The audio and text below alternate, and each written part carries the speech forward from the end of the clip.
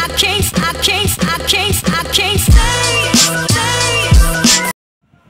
guys, good morning. So, yan, mapupuno na yung aking memory card. So, ngayon, kailangan ko nang maglipat sa laptop. So, ito yung lagi kong problema. And hindi ako kagad na nakapag-good morning dahil, look, yan ang aking drinks today, yung Coke. And yung ulam kong patatin.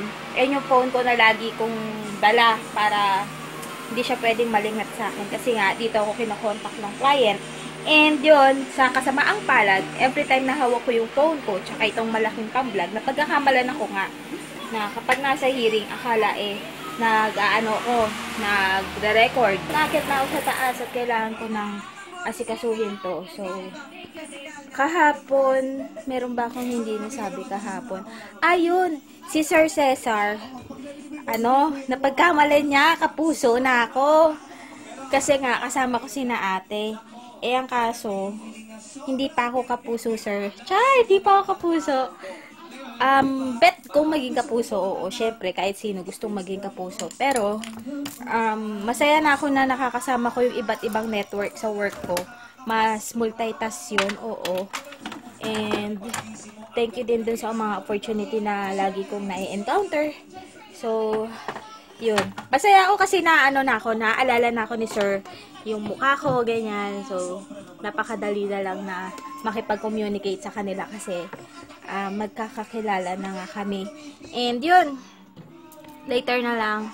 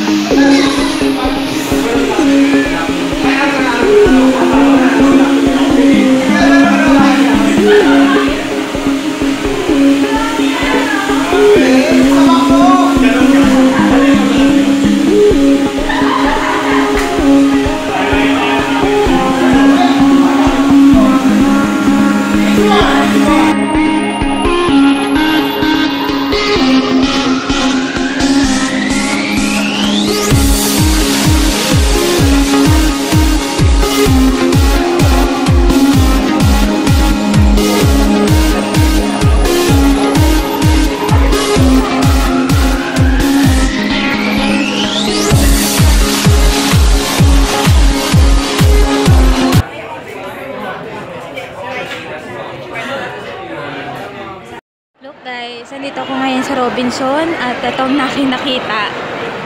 Vlog muna ako bago ako umuwi. Yan, hindi ko kalala yung Monster Camerot na yan eh. Tapos nandito, nakita ko si Thor. Ito si Thor. Wala akong kasama, hindi ako makapagpa-picture. Yan, si Thor. Ayan o, Epal siya. Mara. Tapos, Inside Out.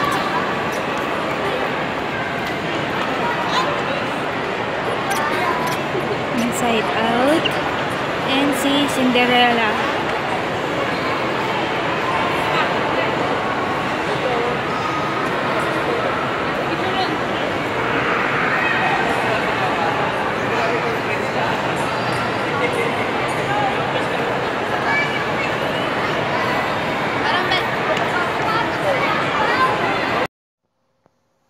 Ayun guys, so nakauwi na ako at yan o, namumuti yung damit ko. Hindi na ako nakapagpalit kanina.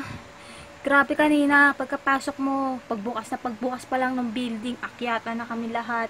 So, buti na lang din, malinis na nga yung studio, naka-ready na. Kumbaga, yung tao na lang nga, diba, lagi kong hinihintay. Total, mga Chinese, syempre hindi sila yung katulad natin na Filipino time. Talagang on-call sila. So, buti na lang din, maaga ako.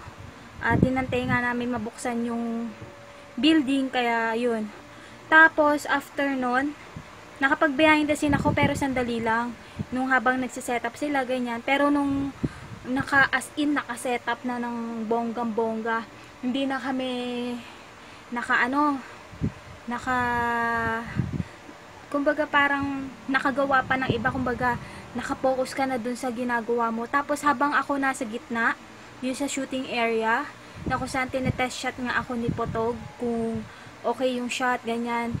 Then, may iba na lumalabas. So, yun yung mahirap kapag ikaw lang mag-isa. Plus, yung mga tao sobrang dami. And, dumating yung time na biglang namatay yung ilaw dahil nga nag-overload kami. Kaya, yun, nagbawas kami ng mga nakasaksak, ganyan. And, dahil nga siya dun sa blower. Kasi nung nagkasabay-sabay yung blower, dun talaga siya as in namatay. Pero nung nawala naman yun, okay naman siya, nagtuloy-tuloy yung flow. Tapos namatay yun, yung hindi pa kami nakakapag-set ng sa shooting area. Kumbaga lahat mini-makeupan pa, inaayusan ng buhok, ganyan. So yun, 2 beses siya namatay. So, grabe yung init ng switch, grabe guys. So yan, at aside doon, naging okay naman na siya. And sina ate, mabait naman yung iba, oo, kasi alam nila kung saan nila dapat itapon yung mga basura, and yun. May mga iba lang na, alam mo yun, yung hindi mo may iwasan na may ma-encounter ka na maarte. And, yung behind the scene ko, hindi ko na as in nilahat. Kumbaga kung sino lang yung mga dumating na maaga na yun lang yung nakuwanan ko. And yung ibang mga pumasok, hindi na ako nag behind the scene. Kasi nga, alam mo yun, yung halo-halo ng emosyon mo na paano yung mangyayari kapag nagtuloy-tuloy to na ayaw makipag-cooperate, na yung blower nga dapat yun lang, isa na lang yung gagamitin. And buti na lang meron ding parang pinaka-head ng makeup artist na sinusunod nila, na nagsabi na nga yun na yung gagawin, ganito na yung flow natin, ganyan-ganyan, hindi na pwedeng sabay na ganun yun yun yung talagang malakas sumatak ng ng kuryente. So yun, at after nun, naging okay na. Nung nagsimula na yung shoot, grabe, sobrang para akong trumpo, ikot ako ng ikot, tapos kailangan ma-check ko lahat ng gamit kasi mamaya baka merong maisama na gamit namin, 'di ba? So kasi yung mga gamit ng mga photographer, gamit nung kung sino man yung lahat ng mga pumupunta ron, halos magkakapareho kami, magkakaiba lang ng brand. And especially kapag nakalagay na siya dun sa lagayan niya, yung kulay itim, hindi mo na mapapansin yun kung sa'yo ba yun o hindi. Kasi basta palatandaan mo, lagayan mo kulay itim. Halos lahat doon, pare-pareho yung lagayan namin. Kaya kailangan ikot ako. Plus yung sa counter ko, binabalikan ko kasi nga may mga nakapwesto doon. So yun, grabe, yun yung pinaka sa ngayon guys, na na-encounter ko. Akala ko, ang pinaka nakakaloka yung sa mga estudyante nga, yung natulungan ko, na feeling ko nga professional na ako. Pero ngayon, ito, mas nakakaloka, 3 videographer, 1 photographer, plus meron pa siyang apprentice na kasamang 2. Yung mga model, madami din, babae, lalaki. Yung mga makeup artist, ganun din. Yung hairstylist, ganun din. Grabe, to the highest level. Hindi siya yung katulad ng ginagawa ng sina sir, na yun nga rin yung nagtuturo sa akin mag-shoot minsan. Hinahati by batch. Ganun yung flow nila. Then yung makeup artist na dumarating 3, then merong hairstylist, let's say na 2 lang or 1, ganyan. Pero mabilis. Hindi siya as in na matagal. So yun kasi nagtagal, kumbaga parang ang makeup umabot ng 1 hour something kay Merut. So yun, grabe, from 7 AM, baka natapos siya sa makeup ng 10 or 11, mga ganon. Or let's say na 7 to 10 na make-upan na siya. Then hairstyle niya 1 hour pagpalagay mo na inabot. Grabe guys, sobrang tagal ng make-up. Ang sa akin kasi kaya siya nagtatagal, opinion ko dahil yun sa kwentuhan. Pero if ever na continuous yung pagme-makeup mo, seryoso ka doon sa ginagawa mo, yun, mabilis siya. Kasi marami na ako napapanood na nagme-makeup kaya ang 1 hour. Lalo sina sir, may hinahabol na oras. Yung mga nagtitrain sa akin, may hinahabol silang oras. 1 hour lang sa makeup, okay na. Then 30 minutes sa hairstyle, okay na. So yun. At syempre, iba-iba naman din yung mga nila, yung mga pagme-makeup nila. May mabilis, may tama lang yung bilis, ganyan. May mabagal. So hindi rin naman din natin sila masisisi kasi iba kasi yung pagka minadali mo halata kaysa dun sa pulido. So ako, total hindi naman ako professional, kaya yun, nanonood lang ako sa kanila. And yun yung mga nangyari kanina, kaya hindi rin ako nakapag behind the scene. And meron din pumasok sa amin na isa pa na client namin. So nagbayad, ganyan. So, bago ako kumuha ng OR, dahil nga doon ako lagi pumapalya, pinakonfirm ko muna. Dahil yung listahan din kasi wala sa akin.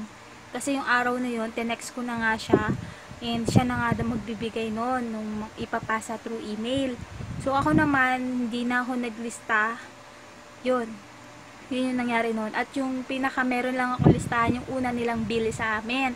So, yung una niyang bill, hindi niya babayaran kasi nga nakaprocess na siya.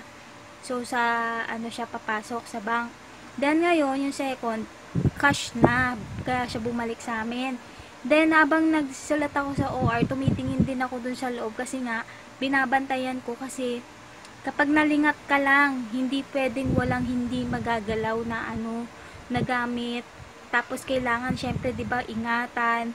So, yung iba kasi, beauty dish namin, nilagyan ng bag, ng cellphone. Talagang as in nilagay doon. Kaya ako ginagawa ko, iniiwas ko yung beauty dish.